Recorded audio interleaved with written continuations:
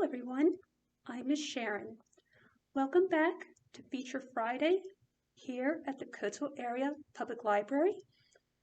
Last week we looked at picture books for Women's History Month, and today we'll continue the theme looking at nonfiction books in our children's collection, starting with Kate Warren, Pinkerton Detective, written by Marissa Moss and illustrated by Amy Chow. In 1856, Kate Warren entered the Pinkerton Agency office located in Chicago. Mr. Pinkerton, who ran the agency, thought at first that she was a client with a case, but no. Then he thought she was looking for a job as a cook or a washerwoman, but no. She had come to answer a help wanted ad in the newspaper for a detective. Mr. Pinkerton was hesitant at first. Being a detective was dangerous work and not thought suitable for a woman. But Kate argued for herself, and in the end, he hired her. This book covers the first case that she worked on about the Adams Express Company, whom thousands of dollars was stolen. She worked to retrieve the money, and the perpetrator was put in jail. As a lover of mystery books, I really appreciated learning about a real-life detective. Kate Warren was actually the first female detective in America, and she did so well that she worked many cases for the agency.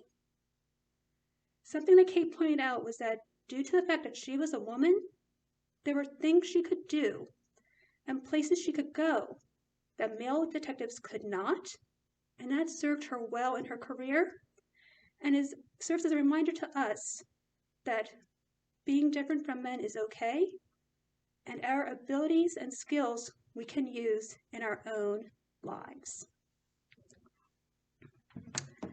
Our second book is called Gunpowder Girls, The True Stories of Three Civil War Tragedies, written by Tanya Anderson. During the Civil War, fathers, brothers, and sons were all fighting, and women had to fill in the jobs that they left behind. Tragically, during the Civil War, there were 3 accidents at arsenals where weapons were made for the war in Pennsylvania, Maryland, and Washington, D.C. This resulted in the loss of lives, injuries, and damage to structures. This is a very fascinating book as it gives us an aspect of the Civil War that I have not seen many books about.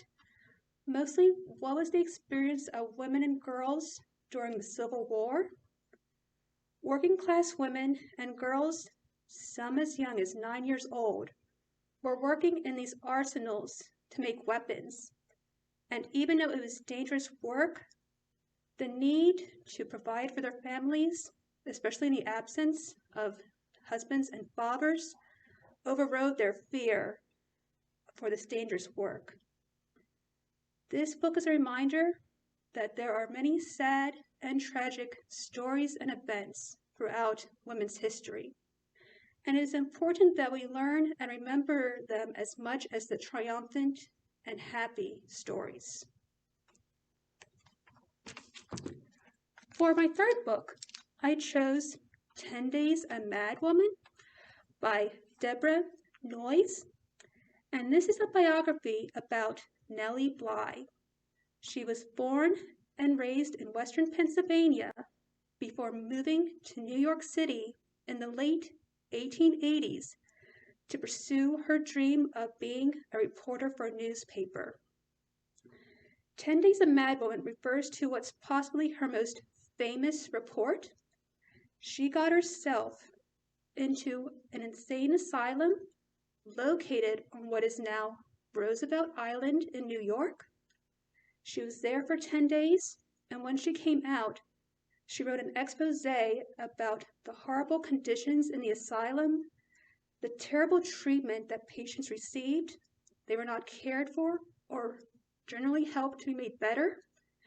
And a number of the patients, it turned out, were actually not insane, but had been shipped there because they were unwanted by family and friends. This biography was very fascinating to me. Nellie Bly is smart, ambitious, and determined, and she wrote many of her reports that raised awareness about political corruption, poverty, and the abuses of human rights.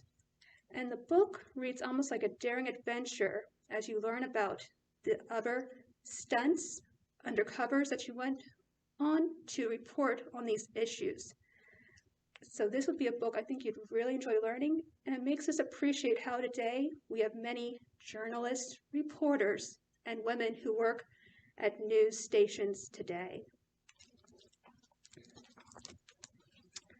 For our final book, I chose Girl on a Motorcycle, and this is written by Amy Noveski and illustrated by Julie Morstad.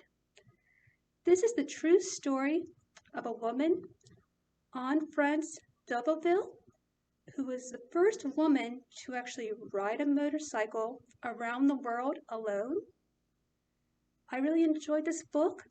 I had never heard of Anne France, and her story of living in Paris in the 1970s was a time when women didn't ride motorcycles or travel alone very much.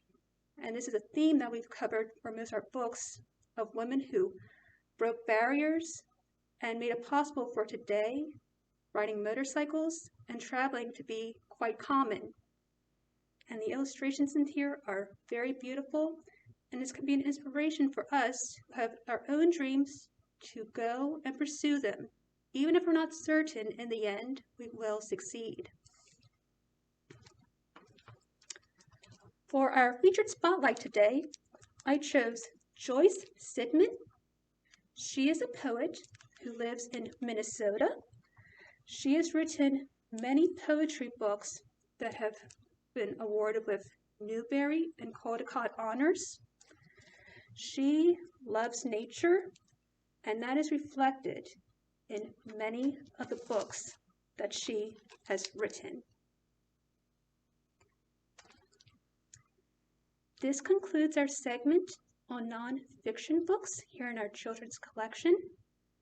The books I have shared today, as well as some other recommendations, you can find listed at the end of this video. Thank you so much for your time, and I'll see you in the shelves.